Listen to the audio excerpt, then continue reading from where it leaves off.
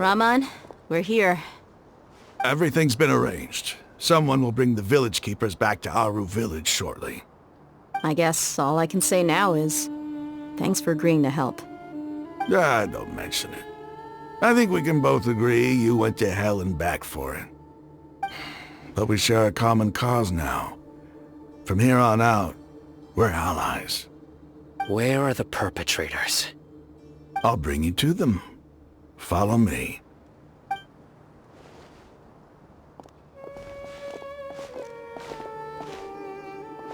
So these are the people who kidnapped the village keepers. Oh no, it's the scribe! There's no need to yell. No one can help you now. We've been all over the desert trying to find you! That's right.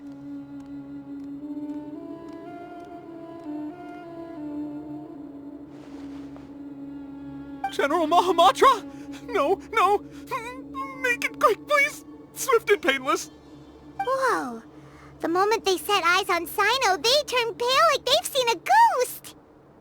You should have known that I would be coming for you. Wait, we were just following orders! You know what I'm talking about, right? There's no way we could have done all this by ourselves! No, not Sino! He's gonna tear us limb from limb! I could do worse. Please have mercy! Start talking. Otherwise, I'll have to resort to other methods. So, your superiors have kept you quite busy recently. Why? What are they trying to accomplish? They wanted to extract canned knowledge. Don't play dumb. You know what I'm really asking. They extract divine canned knowledge. Then what? I really don't know how to explain it! Well, you better start talking or you'll be sorry! You don't want to make things any more difficult for yourself, do ya? Be my guest.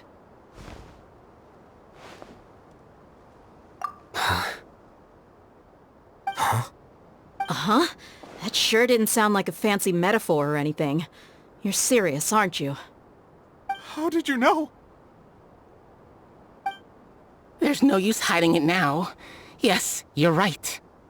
The Academia is working on an important and potentially world-changing project. They are creating a new god. A god that will belong to them and to the people of Sumeru.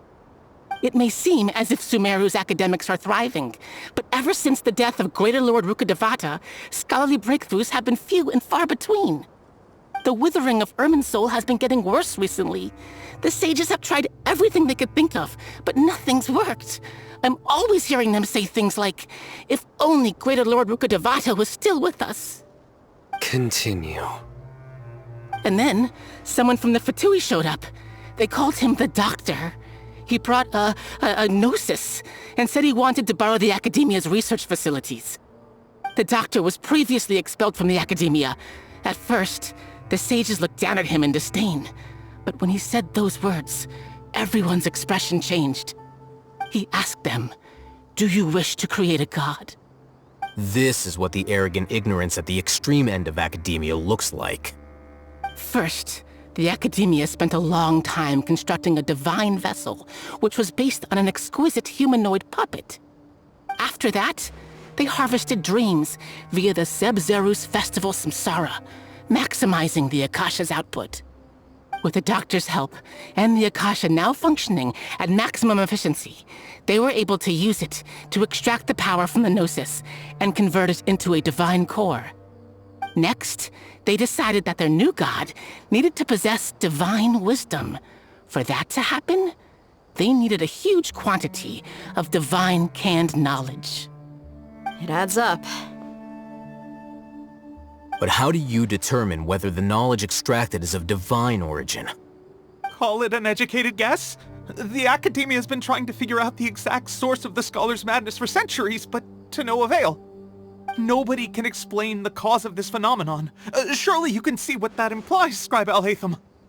If it's knowledge no mortal can comprehend, then it must be something only gods are able to decipher. In other words, it's the source of the God of Wisdom's omniscience and omnipotence.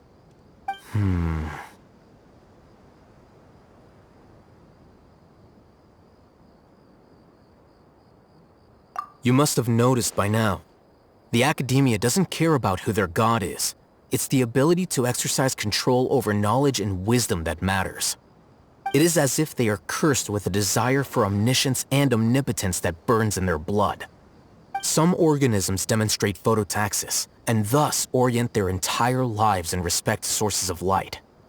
For the sages, their only source of hope is the existence of a deity who embodies the acme of wisdom. This is but a form of phototaxis. For many scholars, the absence of a god of wisdom means stumbling in the darkness for the duration of their lives. Then what does Lesser Lord Kusanali mean to you? Is she not a true god present in this world? If you already have a new god, why try to create another one? From the beginning, the Academia has never treated her as a god. When the Academia first discovered Lesser Lord Kusanali, the newborn god of wisdom, the sages hoped that she would be as wise as Greater Lord Rukkhadevata. But upon evaluation, they found that at the time she possessed no more intelligence than any ordinary human child. The sages never had a ruder awakening. This forced them to accept that Greater Lord Rukkhadevata had indeed passed away. Not to mention that Lesser Lord Kusanali's gnosis has been used to power the Akasha this entire time. By herself, she has neither an Archon's raw power, nor the spectacular insight expected of a god of wisdom. Slowly but surely, people began to forget about her existence. So, this is the path the sages have chosen.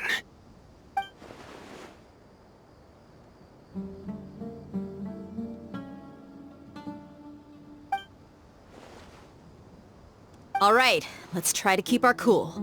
If everyone's in a bad mood, then let's change up our scenery. Raman, give me a few men to help us escort the village keepers back to the village. And these two scholars, they're coming too.